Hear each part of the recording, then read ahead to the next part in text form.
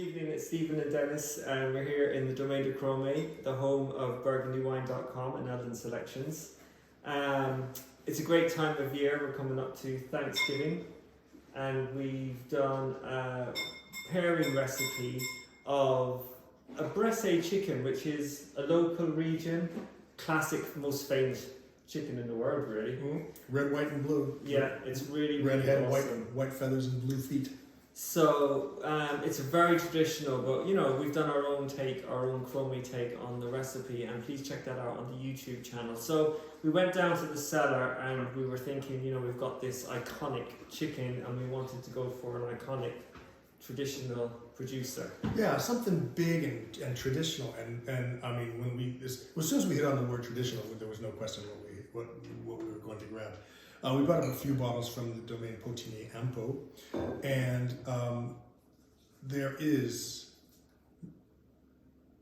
I think I can say that safely, there is not a more traditional wine producer in Burgundy than the Domaine Potinet-Ampeau. They go back to they've been present in the United States market since the 20s. They were one of the very first of the Burgundian producers to be imported in the United States, but the times have changed, but they haven't. They are probably as conservative in the flesh today as they are in the bottle. I ran into it for the first time because working with our Master of Wine friend, DC Flint, he took me to some tastings at the Domaine Robert-Ampeau, which they're several generations removed, but they were from the same family to start with, and they share cellars, and they share style, and they share methods.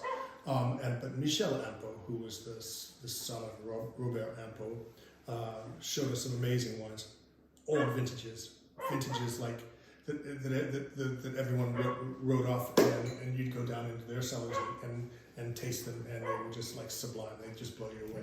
They have impeccable cellars. That's one thing, but they also have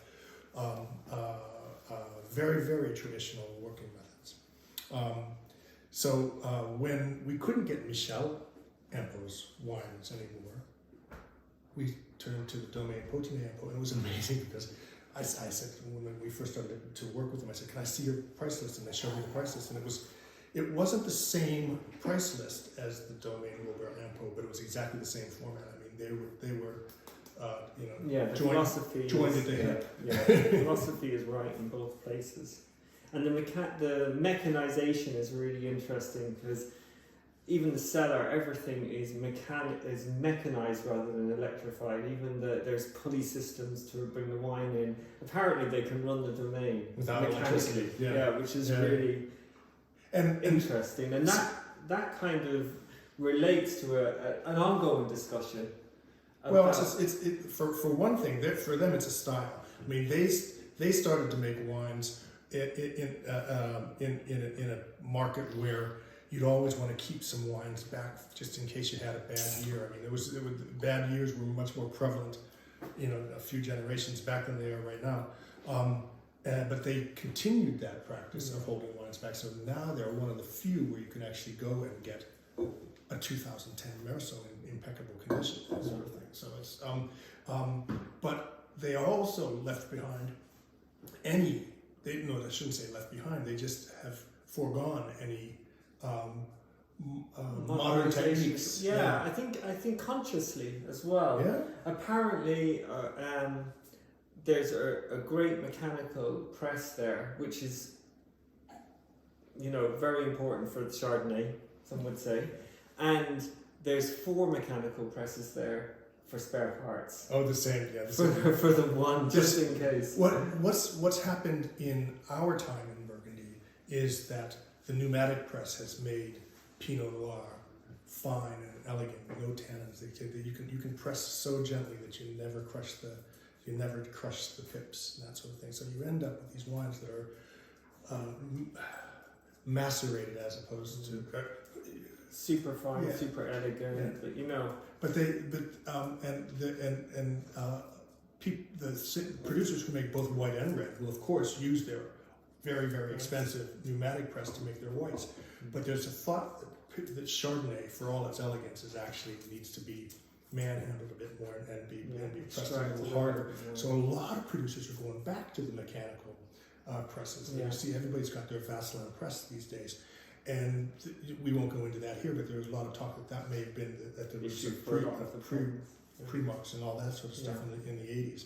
Anyway, these guys. And just to finish on that note, it is really impressive when you pull out, and we've drank some older whites, and Potinet-Ampeau have this reputation that their older whites are superb.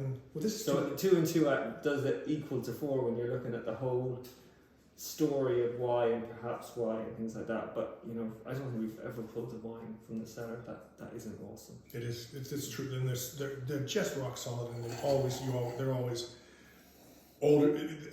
You always think they're younger than they are. There's just there's something about it.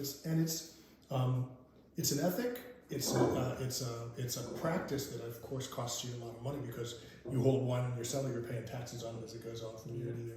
It's just not the way the modern winemakers are working. And you know, we're all for a lot of these the small young producers that are making these elegant wines.